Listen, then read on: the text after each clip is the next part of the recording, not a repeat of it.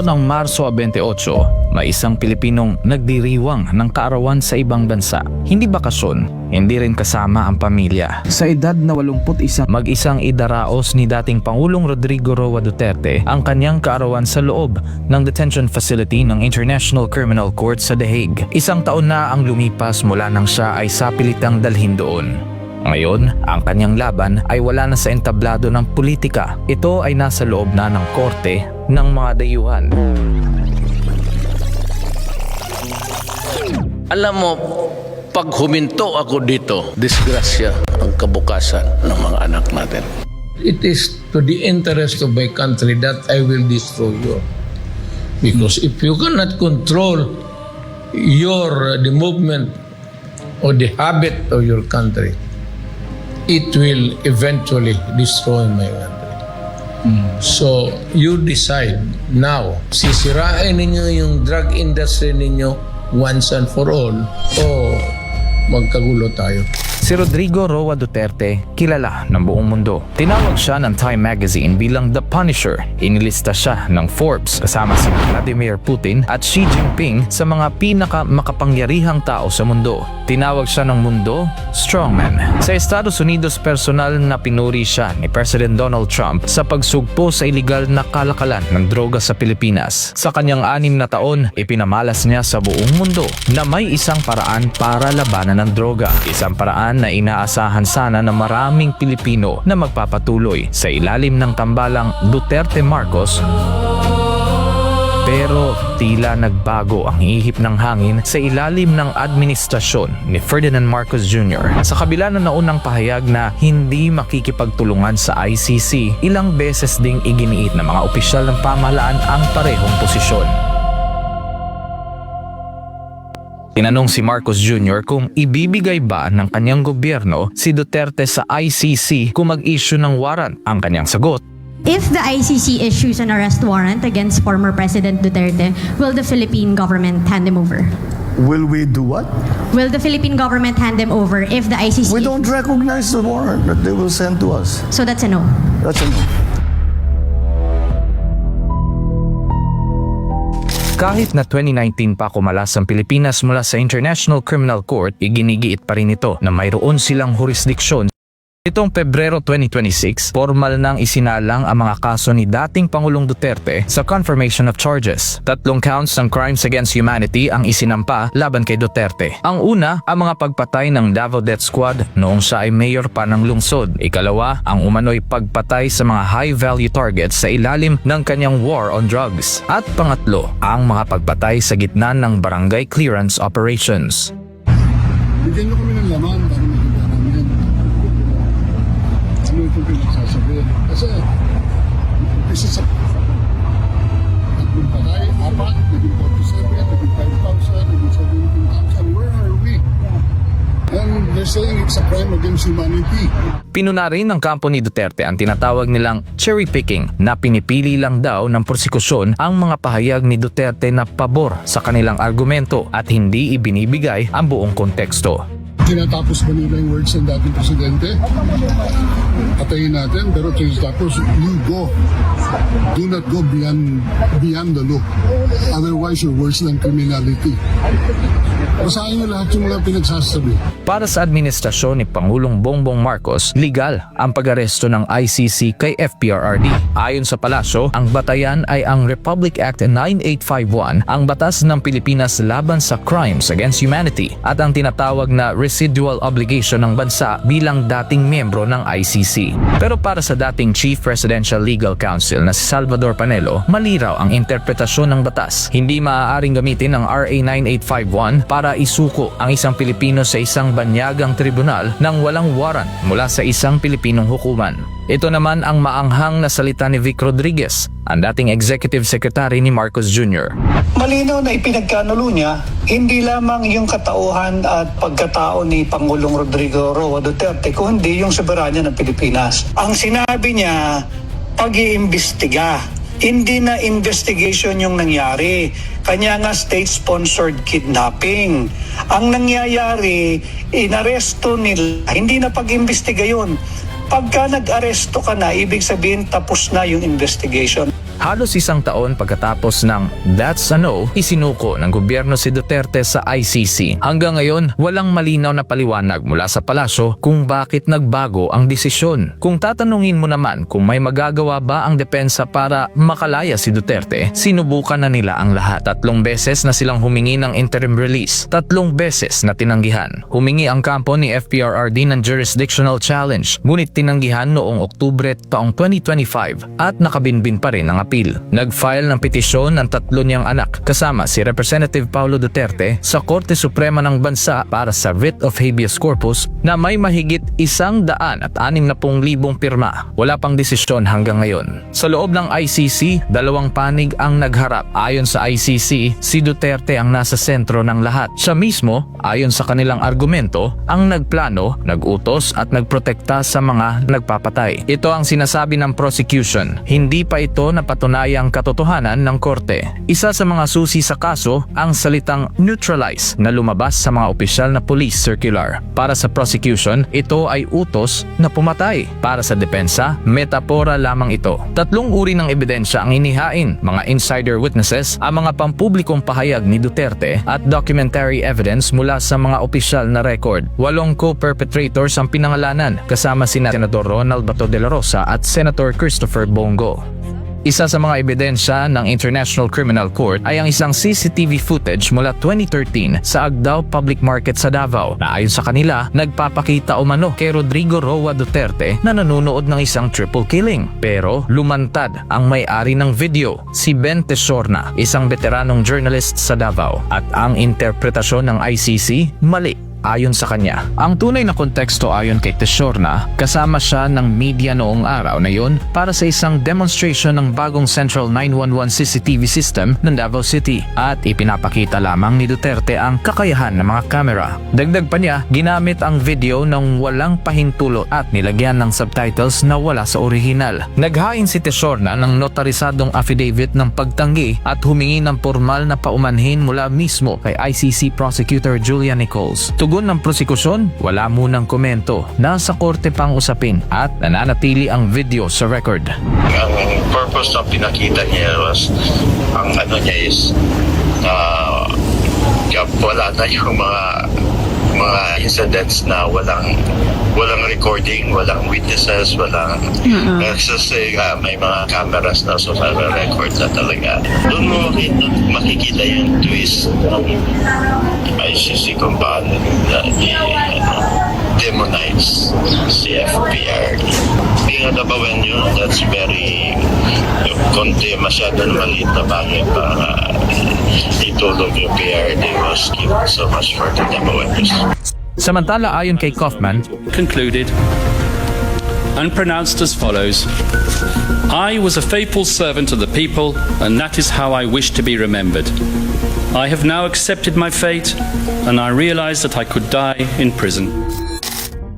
ang pamilya Duterte naman patuloy ang pagbisita sa kanilang ama na nasa ICC detention facility. Kasama na doon si Davao City Mayor Sebastian Baste Duterte na sinabing malinaw ang kanyang assessment kung sino ang nasa likod ng kaso. Even the United States sanctioned the ICC, right? They have issues with the United States. So I do not trust this thing that you call the ICC. Bukod sa ICC, sinabi rin ni Mayor Baste kung sino ang kanyang itinuturing na tunay na kalaban ng kanyang ama at kung bakit sila nagsasalita ngayon. Ayon sa kanya, ang mga nagpapanggap na biktima ng drug war ay may koneksyon sa teroristang grupo na CPP, NPA, NDF. The narrative of the left against our narrative. That's it. Sino ba yung mga nandyan? Mga NPA naman yung mga nandyan. Kasi sila yung tinamaan during the time of his administration. And they went around Europe playing the victim card. Sa tanong kung handa ang pamilya sa kalalabasan ng kaso, ang sagot ng kanyang mga anak, We're always prepared. Even my father is prepared. Wala kami dito para iiyak lang. It's politics. Most of it is politics. Sabihin mo sa kanila, relax lang. May hangganan ang lahat. At habang nananatili siyang nakakulong, umabot na rin sa international stage ang panawagan para sa kanyang paglaya. Sa isang sesyon ng United Nations Human Rights Council sa Geneva, isang Japanese human rights advocate ang hayagang nagtanggol sa kanya. Si Shunichi Fujiki tinawag na political persecution ang kaso at nanawagan ng humanitarian review at interim release. I stand here to denounce the grave injustice. Lodoligo Loa Duterte, 80 years old, former president of the Philippines, who bravely fought illegal drugs to protect millions, has been unlawfully removed from the homeland and held in the prolonged trial detention by the ICC in The Hague. Sa kabila nito, nagpapatuloy ang kaso. Ngayon, sa kanyang ika-81 kaarawan, nasa The Hague pa rin si Rodrigo Duterte. Hindi pa tapos ang kaso, hindi pa malinaw ang hatol. 3 posibleng mangyari. Maaaring umusad sa full trial, maaaring ibasura ang mga kaso, o maaaring ipagpatuloy ang investigasyon. At sa ika-81 niyang taon, ang kapalaran ng dating Pangulo ay nananatiling palaisipan. Isang paalaala sa lahat. Sa mundo ng tama at mali, walang sino man ang nakaligtas sa tanong, nasaan ang tunay na katarungan? This will be a long legal proceedings. But I say to you, I will continue to serve the country at so be it. Ganun ang destiny. Salamat.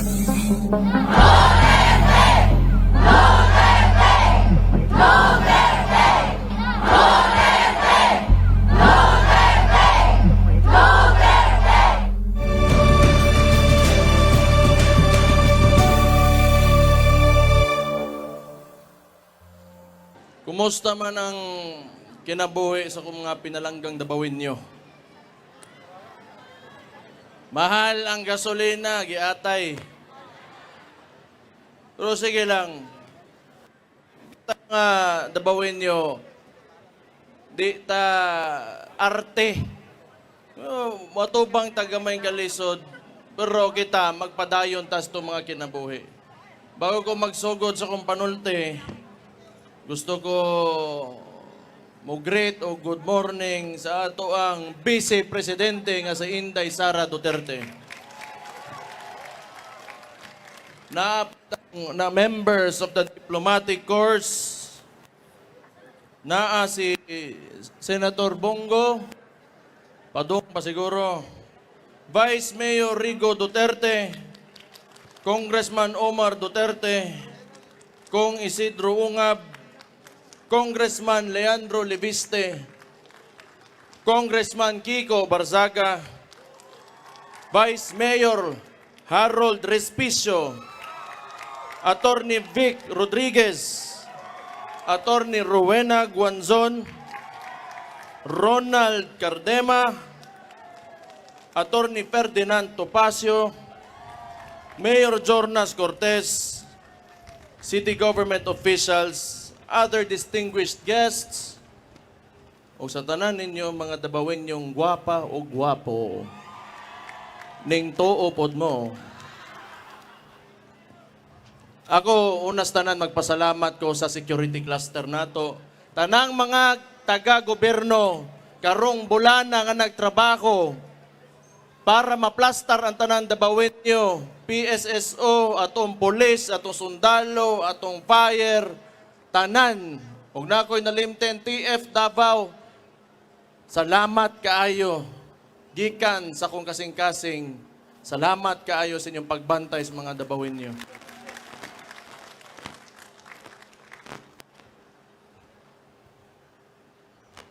Tanawa takron, kining ato mga bisita, akong gipang dadere, kikibaw mo nga, ako, di ko gusto mag-istorya politika, pero ginagmay lang.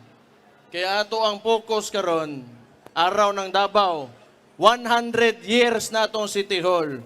But pasabot ana, 100 years. Gabarog lang gihapon ang mga Davaoenyo o gosgan lang gihapon. Dagantag yagian ang ato ang local hero nga si former President Roa Rodrigo Duterte ilang gihilabtan karon unsay nahitubo sa toa. Nagtuo sila muhinay ta, nagtuo sila maluya ta, pero tanawa kung asa ta karon sa motang ni Kusgan kay ilatang gisuwayan. Doon na lang ko yung mga giya. Pero gani, akong gipaila-ila kaninyo ni mga tao na sa likod na mga bisita nato, hapit pa gani mag-away, kay tanan buang, tanan isog, kita mga dabawenyo, maisog ta. Pag kita gani, itulak sa corner, imong ipiton, wa tay laeng himoon, di man ta hilabtanon. Pero kung inyo may suwayan, makatilog yun mong sokol sa inyong kinabuhi nga wa pa ninyo makit sukad-sukad sa inyong nataw mo. Naalang ko yung mga gamayng giya para sa ato para sa tanang dabawin nyo. Na gusto na kong basahon sa inyo ha. Una, asenso para sa tanan. Dili lumba ang pag-asenso. Suportahan ang matag-usa nga mulambo aron dungan tang mulahutay para sa nindot nga dakbayan. Ang tinuod nga kalambuan kauban ang tanang katawhan. Kung musaka ang usa ka dabawenyo, ang atong tumong o dapat natong panganduyan nga musaka ang tanan, walay mabilin nga dabawenyo pagkitang tanan mo asenso. Pagkaiusa ang matag pamilya, importante kaayo ni. Sa matag panimalay, kinahanglan manukad ang panagiusa. Pag hinatagay o pag sinabtanay, kay ang nagkaiusang dakbayan, pundasyon ang pamilyang ligon ug naay baruganan. So kita magsugod sa atong mga panimalay, disiplinahon na itong mga anak, pasudlo na itong eskwelahan. Importante, naapoy kahadlok yun sa Ginoo. Katulo, Ginoo ang sentro sa tanan. Sa kanunay, di malimot sa pag-ampo o pagpasalamat sa Ginoo. Kay ang kaabunda sa atong kinaiyahan, kasaysayan o katawhan, panalangin ka na gikan sa kahitasan. Gibaw mo, kung unsa man ang sitwasyon nato aning kalibutanan di man gyud nato matubagtanan. Mao na ang uban diha salig lang sa Ginoo, ibili na nato sa iya ka, basta kitang tanan, himo lang og kaayuhan sa matag usa. Disiplinado sa katawhan, maghinatagay, dili ta magsinikohay, labi na karon nga daghan na kaita. Ang Davao, 1.8 million ang populasyon nato. Kung kita, way balaod, walay order, magkagubot yutang tanan. Monang ako, salamat kaayo. Ikaduhang termino na ako ngaron nga na mayor ko, swerte kay ko kay ang tabawin nyo, buutan og disiplinado, wa gyud kuno tagaig labad sa ulo. Naaray ubang badlongon diha, pero sultihan ta mo, pagbag-o na mo kay ang bangag ninyo nga presidente, munaog na. Trages ninyo. So natay mga balaod, mga ordinansa, parehaan ng liquor ban, smoking ban, firecracker ban, speed limit, curfew, uguban pa, tumana lang ninyo. Kay dili man na pang-ipit sa inyo kundi para maplastar tang tanan, aron hapsay ta, harmonious ato mga kinabuhi, og diha ta nailhan sa tibok Pilipinas kay kita nakapanaog og nakapaimplementar ingana nga balaod sa usa ka dakbayan og kitay pinakauna. Kay ang panggobyerno dili lang kami nga nasa gobyerno, di lang ang administrasyon nato, di lang ang mga konsehal, ang mayor, ang vice mayor, ang congressman. This is a collective effort of all Davaoenos. Kung dili, walay active participation from you, why mahitabo sa tuwa. Muna, again, magpasalamat ko sa inyong salig sa atong lokal nga gobyerno. Thank you kaayo. Salamat, ana. Doon na pa, wala ko na human. Sige lang, kay hapit ng paniod to. Gutom na po ko. Hapit na ni. Ang mga kabatanunan kinanglan edukado. So walay maglaroy-laroy. CSWDO, salamat po kuanin nila, bantayan nila itong mga bata. Way maglaroy-laroy nga bata sa dalan, oras sa ting eskwela. Kinanglan edukado, og baton, og gugma sa dakbayan. Ato silang giyahan nga malayo sa bisyo o kadautan. Ang responsableng kabatanunan maoy magdala sa atong syudad sa mas dakong kadaugan kay ngano wa may laing mupuli nato kundi atong mga anak ug mga apo. Mao nang padak-o nato sila ug giyahan nato sila taman sa tungkaya ug taman sa tungkayang ihatag nga gugma nila. Padak-o ninyo nga butan ug disiplinado. Kay pohon sila mupuli. Ang katong mga problema, mga sulbad na to karon, bag-o na ilang problemahon, kay kitay mo sulbad ana karon, tagaan na to sila nindot nga kaugmaon. Balaod nga patas sa tanan.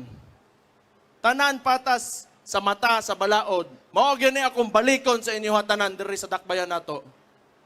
Walay dato, walay pobre, walay bayot, walay tumboy, way laki, way babay, way tiguwang, way bata.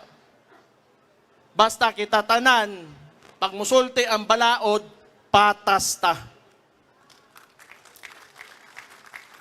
Walay pilion ang balaod dere, kung walay pribilehiyo dere pag-abot sa balaod. Aron kitang tanan patas. Mas lami ang kinabuhi kung kita ay to ay lang ta magkuan. Timan ina ninyo, kana mga name dropping, ayaw mong tuuan na ay mo dakop, ay, ako si General, ako si Mayor, ako si Vice Mayor, ayaw mong tuwa na mo singit sa inyo sa linya, ayaw mong tuwa na kitang tanan dere patas, tanan ta mo linya. Mo na importante, kay aron atong lugar, nindot og organisado, plastar. Salamat kaayo sa inyong pagtuman, ana, kana nakita na ko, sukad sa akong pagkagamay pa dere. Thank you kaayo mga dabawin nyo. Hapit na gyud. Kabalo kong napas mo na mo. Ang droga o krimen atong kalaban. Padayon natong paggangon ang illegal nga droga o kriminalidad.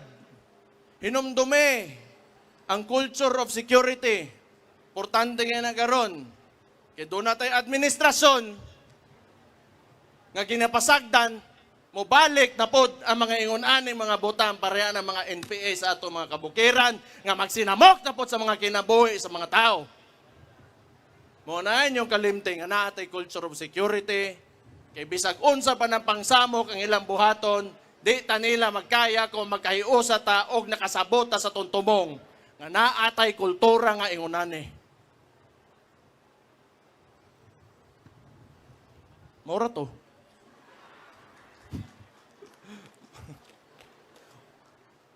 Di bitaw.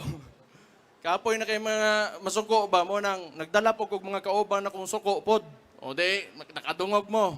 Pero kani mga tawhanan nagtuo ko nga naa ni sila mga revolusyonaryo na kasing-kasing. Kay sa panahon kung kanus alisod kay motingog, kining mga tawhanan nga giimbita nako diri sa akong likod karon. Pipila lang ni sila nga ni istorya sa kamatuoran ug unsa gyud tinuod nga nahitabo sa atong nasod karon. Kanay po ang importante kaya sa kuha, sama sa kuing mga patas tang tanan, walay diskriminasyon sa tinuuhan. Atong ginarespeto ang tanang relihiyon, tribo. Oy, ang mga deputy mayors din, nakalimot ko ninyo. Huwag ito mga gwapa na mga tindaog din, mga mutya, ha? Gwapa kayo mo. Sige, niingon lang gani ko, tinuod man. Tribo, gigikanan, basta para sa kaayuhan. Kay dinhi sa Davao City, pag musod ka dire, dabawin nyo tang tanan. Kini ang Davao mo to, A-N-G-D-A-B. DMAW ang Davao. Kuya ano? Kuya ano ba? Kini ang Davao, kini atong puloy-anan, atoning ampingan. Una-unaan ninyo nga atong dakbayan, balay ninyo. Kung gusto ninyo inyong balay limpyo, silhigan ninyo, ug nay magkalat, badlongon ninyo. Ug nay magsinamok, badlongon ninyo, storyahon ninyo. Ug pasagdan ninyo, mahugaw. Ug di mo badlong, magkagubot. Sumuna, baliko nako, ato aning balay. Dili ni akua, di ni iyaka, ato aning tanan, ampingan nato ang atong dakbayan. Ang pinalangga natong Davao City. Kitang mga Davaoenyo, kita ang kusog ug pundasyon sa atong pinalanggang syudad. Layo na taog na aptan, apan mas dagan, patag kadaugan ng makabot, basta kita magtinabangay ug magpabiling disiplinado. Kining tanan, atong hinumduman, aron sa kanunay, garbo nato muingon, Davaoenyo me. Padayong mulambo, padayong magkahiusa, mabuhay ang Davao City! God bless you all! Happy araw sa inyong tanan.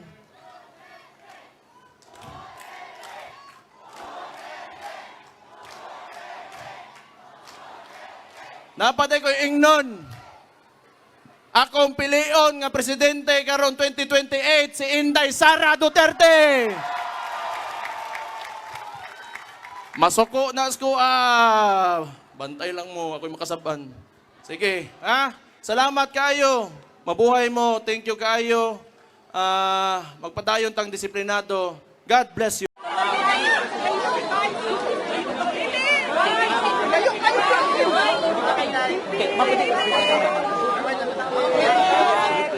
Okay, good morning, ma'am. Media friends from Davao, 3 questions lang tayo, ha.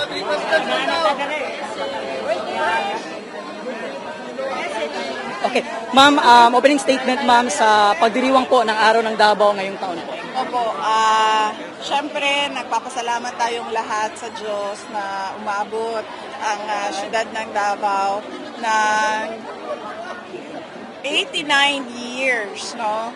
Napakahabang panahon, mahirap ang pagbiyahe ng Davao simula noon na magulo, puta ng mga kriminal at ng mga NPA na ngayon ay isa ng mapayapa at maunlad na syudad. Kaya nagpapasalamat tayo sa Diyos para sa kanyang mga biyaya sa Davao City. At syempre, nagpapasalamat tayo sa lahat ng mga Davaoenyo na nag-celebrate ngayon ng isang buwan na mga aktibidad para bigyan pugay ang ating pinakamamahal na syudad ng Davao. Okay. First question, ma'am, GMA Argel Relator, sir. Yes, go ahead po, sir. Ma'am, nag-file ng petition ang group of lawyers yesterday before the meeting for ginagin sa laban sa inyo sa House of Representatives. Nag-consult ba sila sa inyo, ma'am? And comment po, ginawa nilang sakta. Hindi sila nag-consult sa akin, no? Kasi hindi ko na iniisip ang impeachment sa panahon ngayon. Iniwan ko na yan lahat sa mga abogado. At syempre, nagpapasalamat ako sa mga lawyers, independent lawyers na hindi kasama sa defense team, na nag-iisip pa rin na ipaglaban ang ating saligang batas at kontrahin ang pag-abuso ng proseso ng impeachment. Okay, next question, Bril, TV5. Election na naman. Election? Apat. Aside sa election related. Aside sa election related. Election related. Aside dun sa apat na sinabi mo na may kumausap na sa'yo na maging Senate slate, nadagdagan ba at may mga partido na ba na lumapit sa'yo?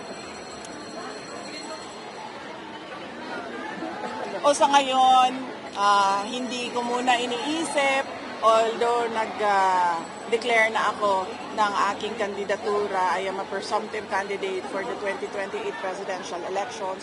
Pero hindi ko pa yon pinagpaplanuhan sa ngayon. Tulad ng impeachment, hindi yan ang prioridad at iniisip ko ngayon. Dahil napakarami sa ating mga kababayan ang nananawagan pa rin ng totoong pagmamahal at serbisyo galing sa ating pamahalaan. At kami, sa tanggapan ng pangalawang Pangulo, yun yung prioridad namin ngayon. Kahit maliit yung opisina namin, lahat kami nagtutulong-tulong na nag-iisip paano makatulong sa taong bayan. Okay, last question, Mamaya. Go ahead, ma'am. Yes, ma'am. Yung presensya ng mga kalakolisyon. Ma'am, kadyo lang, ma'am. Ma'am, kanang imuhang anggel din na, ma'am, ba? Ang ako ara na. Anak kagamay. Chin ang nakita. As in, kanira lang makitaan o ang hiwa sa liposuction sa ako ang sa tawag ani? Presence nila commissioner, ng Kamasaka, and others ng failure. What does it signify? Kasi kung sasabi ko 30 allies na mga reputation na nag-30 allies. Yan din ang naisip ko kanina, no? We welcome everyone to the celebration of Araw ng Davao. Pero pareho tayo ng iniisip, no? Kanina, hindi ko kasi yan sila maliban kay Congressman Kiko Barsaga na nakasama ko noong 2022 campaign. At yun lang yun, ang pagsasama at pag-uusap namin. Lahat sila ay hindi ko kilala, hindi ko kaibigan. In fact, si Attorney Rowena Guanzon is the second time na nakita ko siya. Unang nakita ko siya ay siya ang presiding officer sa Commission on Elections nung kami ay nag-apply para sa humpong ng pagbabago. At hanggang doon lang yon, hindi pa nga kami nagkausap noon. At nagulat ako kanina na maraming mga bisita na hindi tiga Davao at nagsalita na sila at nagbigay na sila at nagpahayag na sila ng kanilang suporta para sa aking kandidatura sa 2028 at syempre suporta sa ating panawagan ng hustisya sa ginawang pagkidnap kay dating Pangulong Rodrigo Duterte. Kaya nakakataba ng puso na merong hindi tiga Davao na pareho ang nararamdaman ng karamihan ng mga Davaoenyo, lalong-lalo na sa celebration ng Araw ng Davao.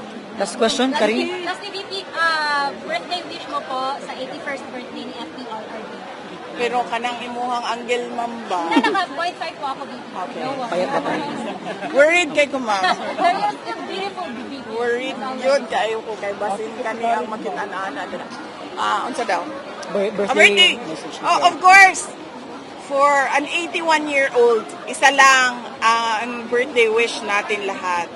And that is, he be given another year of good health sa ato ang Ginoo. Thank you. Tinawagan mo na si former President at nag-usap him already. Pag Saturdays, pag weekends, walang tawag, no? So, hindi ko siya nag-greet ngayong araw na ito.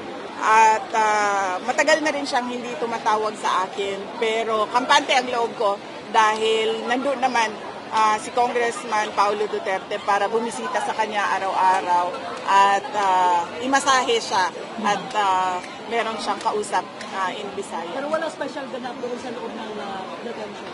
Hindi ko alam kung merong mga mini celebration doon sa loob. Hindi ko alam kung merong mga gano'n. Thank you, ma'am. Thank you, OVP Media. Picture doon sila. Huwag na kayo gumalaw. Ako na lang para hindi na maganda na yung question. Baka konti. Yan.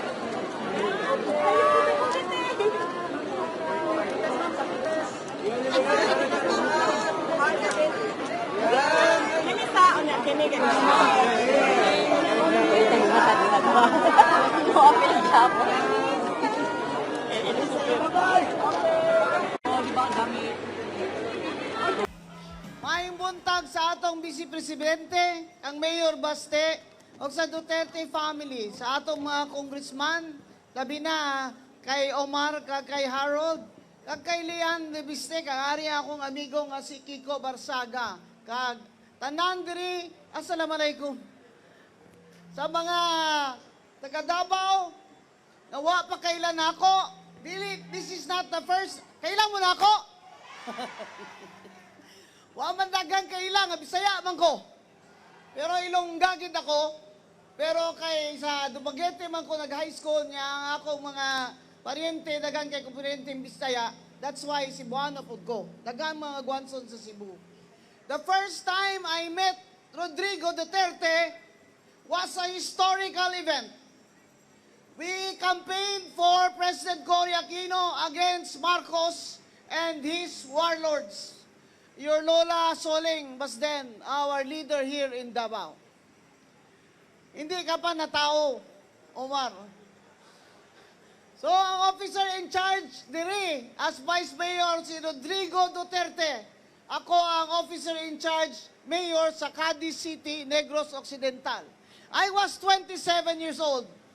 But like Rodrigo Duterte, I was used to gangsters and private armies and ang mga komunista, taggan kayo sa Negros sa una kay Sugar man me. Sugar man me. Ako may nag-Vice President for the Visayas dito sa City, League of Cities, kaya wa may musugot, kaya hadlok man sila tanan mo adtong Mindanao. So ako ilang gipili, I was 27 years old, gipaadto ko nila dire kay Digong. That's the first time I met this man that everybody was talking about. And I said, I want to meet this Rodrigo Duterte, so I will go. Mag-bulletproof vest ka, Mayor, magganyan ka. Ano mo mag-bulletproof vest, si andun si Digong. Kailangan ka ba mag-bulletproof vest nga, naana siya dito? So I came here, that's the first time I met him with June Basco. I remember this meeting clearly because we were building a new nation. We were building a new democracy. We toppled warlords in Mindanao and in the Visayas, our very own Armin Gustilo. But here was Rodrigo Duterte, a lawyer, a former fiscal, and son of Tia Soleng, who stood against the Marcoses here and all their warlords. So I came to meet him. 27 anyos lang ko, niyan siya, Mayor. Kadungog ko nga, kanang imong pusil, mao mo na yung pinakamahal nga pusil sa kalibutan. He did not ask me any question. He just asked me about the gun I was carrying. So I said, this man is after my own heart. Because instead of talking about politics, he asked me to see my gun. At that time, I was carrying, yes, the most expensive handgun in the world. It was called an HK-P7. At that time, very hard to get that. Yun lang ang hiningi niya sa akin, na makita niya lang yung baril na yan na sinasabi, yan daw ang pinakamahal na pusil sa bilog na kalibutan. And that's when I said, ini nga tao ni, this man is going to be a very strong leader of the nation someday. And wala yun ko nagsala. Kay as I looked at his career, we met again. We met again on paper in the Commission on Elections, Vice President. Rodrigo Duterte, Mayor of Davao, was substituting for Dino. The problem with the certificate of candidacy was Dino signed the candidacy for Mayor of Pasay, not President of the Philippines. And therefore, there was a technicality, and somebody objected. The case was raffled to me. Prior to that, the case of Grace Poe was raffled also to me, and I disqualified Grace Poe on the ground that as a foundling, she was not natural born, and therefore could not run for President of the Philippines. Here comes Rodrigo Duterte Substitute siyang Dinyo. Unsa naman ni si Dinyo ay nagpirma naman tong certificate of candidacy nga mayor sa Pasay may gibutang dito. God bless his soul. Di ba? The case again was ruffled to me. So again, Rodrigo Duterte and I met on paper. Now remember, I was appointed Commissioner of COMELEC and was chair of that division. I was appointed on recommendation of Liberal Party members. I was not in PC, I had no party.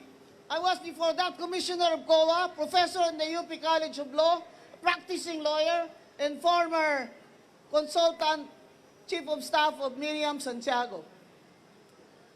I called my division commissioners to a meeting and said, first I called my father, who was a judge, and summa cum laude of Siliman, that's why I speak Cebuano. I said, I have a problem. Duterte's candidacy is for mayor. He said, what happened? It's like this, like that. Where did he file it? I said, yes, he filed it in COMELEC. Is it not that when you run for mayor, you file it in Pasay City? I said, yes, but he filed it in Manila. He said, therefore, the intent of that Dino was to run for president, not for mayor of Pasay. As usual, my father, Judge Sixto Rojas Guanzon, summa cum laude of Silliman University, was correct. So I called a meeting and I said, our job in the Commission on Elections is to ensure that the will of the people will be respected. No politician called me after that. I said it is our job to ensure that the election laws are applied fairly and justly, and that therefore the people must be given their right to choose the president of this land. And all of you lawyers will know that I needed an argument to support that decision. And the argument that I used is, of course, in Latin, lacuna legis. There is a gap in the law. There is a gap in the law and therefore needed interpretation. And when you interpret a gap in the law, you must interpret it in favor of the people. In favor of the people. Not against the people. And so when I called my commissioners and said, this is my decision, how will you vote? And they said, ma'am, we vote with you. You vote with me regardless of the consequences. Remember, President Aquino was seated in Malacanang. There were candidates of the Liberal Party, and I said, I know that man. I know that Rodrigo Duterte we have met. I trust, I have faith in the people. I have faith in the Filipino people that they will choose the right leader. And that, my friends, is the reason why I'm here. And on a final word, I have to tell you, bakit si Rowena Guanzon nga dilawan man na? Dilawan man na! Kaning tao direho nga sigig sabok-sabok na ako. Itsa, ang dilawan man ka nga nung gadul-dul man kang Bibisara karon. Ayaw na yun si Bibisara. Ayaw na lang naghisgutan kay karon ang kinahanlan mo, daog yun si Sara for president. Kung dilaw ka, kung pulaw ka, kung pink ka, kung blue ka, kung sa wala na minimo kaakig. Wala kami kaakig sa inyo. Upod na lang kita diritanan kay Sara para sa aton pungsod. Kaya kung hindi si Sara Duterte ang magpresidente, walang mananagot. Kaya si Rowena Guanzon magsasara Duterte. Kasi Sara Duterte lang ang presidente na kung siya ang manalo, may mananagot. Ilang taon ako sa politika. Sa tiyan pa lang na nanay ko, 67 years old na ako ngayon. Politiko na ako. Board member man nanay ko, 33 years. Wala pa ako nakita ng gobyerno na ganito. Puro ka magnanakaw. Mga kawatan. Ang kailangan ng Pilipinas, reforma. Zero corruption. Zero tolerance. That is why, this early, I already commit my support to you, Vice President Sara Duterte. Whether I run for senator or not, I am going to campaign, as I am campaigning now, for Sara Duterte, who will be the next president of the Philippines. O sa mga Bisaya, mga Ilonggo, mga Waray, sa Visayas, kabalo na makamutanan, nga ang Negros Occidental, wala yun aga Marcos ever since because gi-bankrupt niya na niya during martial law. My family, he confiscated our electric plant. All families were confiscated. Ang sugar, monopolize ang sugar trading. So we had to stop planting. Our people starved because we had to stop planting. Why will we plant if we're going to lose money? Now Marcos Bongbong is doing it again. He is smuggling sugar. That's why our sugar prices from Negros Occidental are down. Down by more than 600 pesos per kilo bag. You know what that means? That means hundreds, thousands of workers will be out of jobs in the next 2 years if this continues. Smuggling of sugar, smuggling of fuel. Smuggling of fuel is now going on in our borders. Marcos wants us to feel that he is the one solving our problems, when in fact, it is Marcos who created all these problems. Ang gutom, ang unemployment, high inflation, trade deficit, budget deficit, kaya pangawat na sa tanang buhaya ang atong deficit.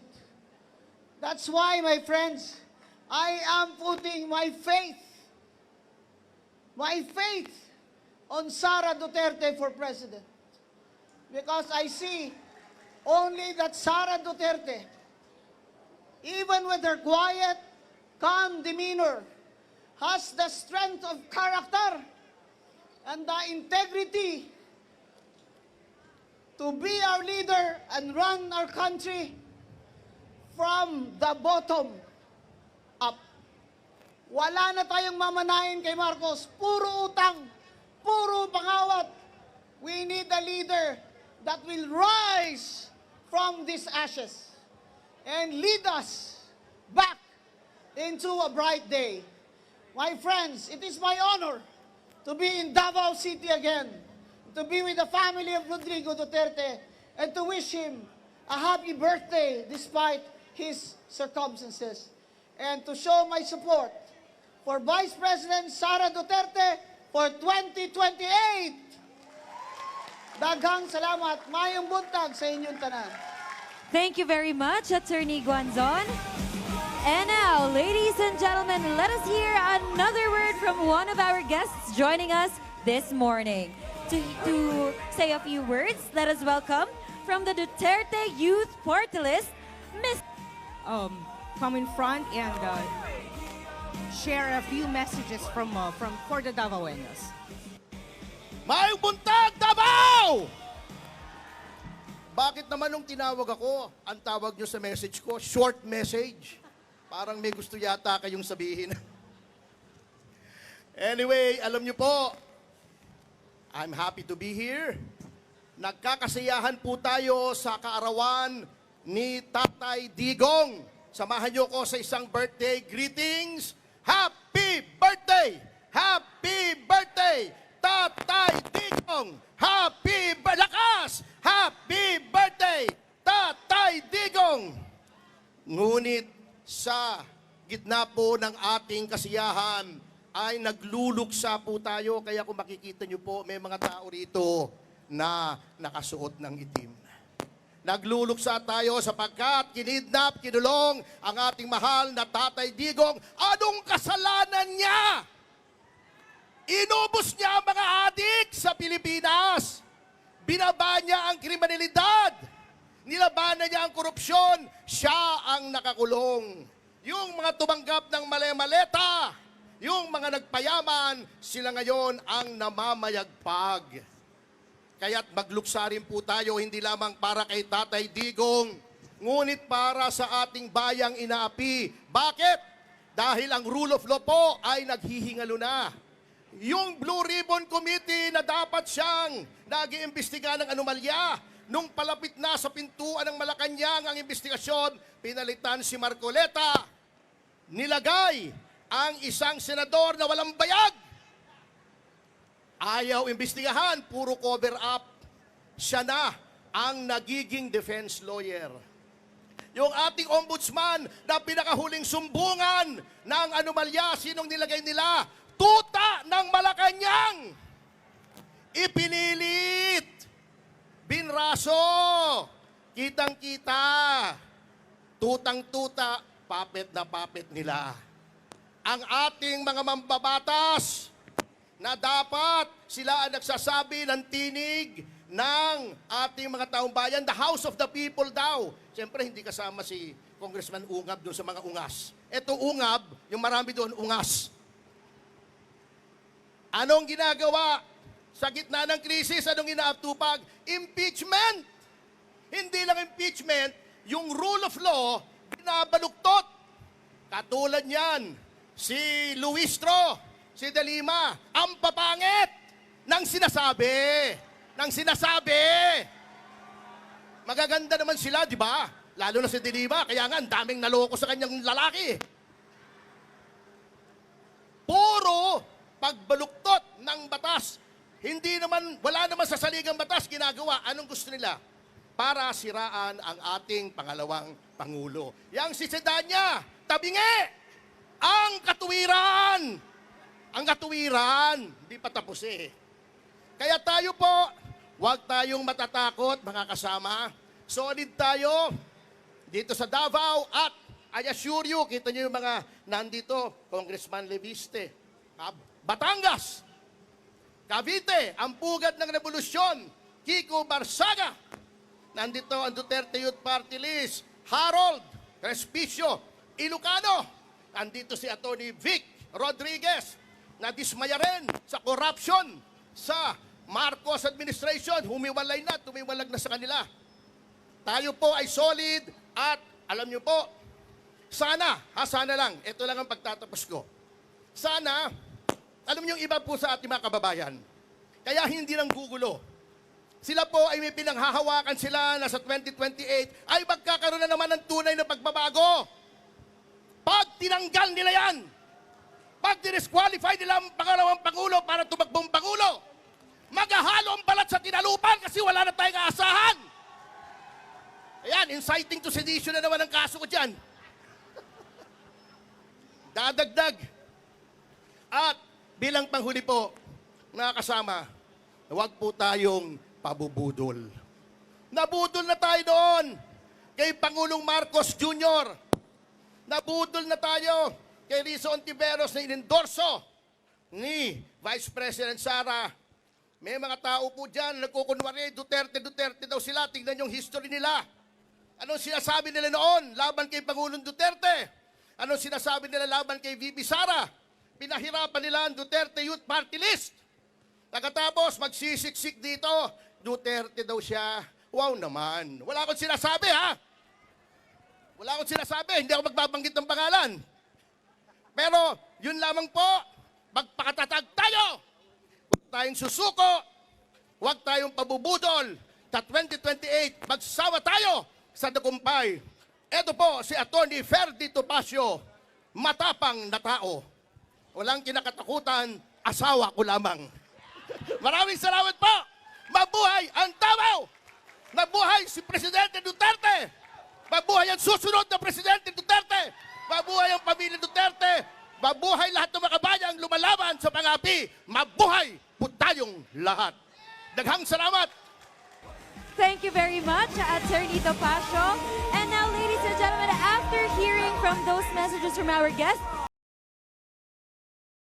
kami ang boses ng masa, hindi natatakot. Katotohanan lang di kami nalulunod. Walang bahid ng sismis, lahat ay totoo. Kahit sino ka pa, pag mali ka babanatan ka. Walang pinipili kulay, wala kaming kinikilingan. Basta para sa bayan, kami lalaban. Pagdama palakpakan, pag mali banatan. Di matitinag, di matatakot, para sa bayan tuloy ang sigaw. Sa harap ng kamera, walang halong takot. Mga baluktot, lahat kayo'y tutumba.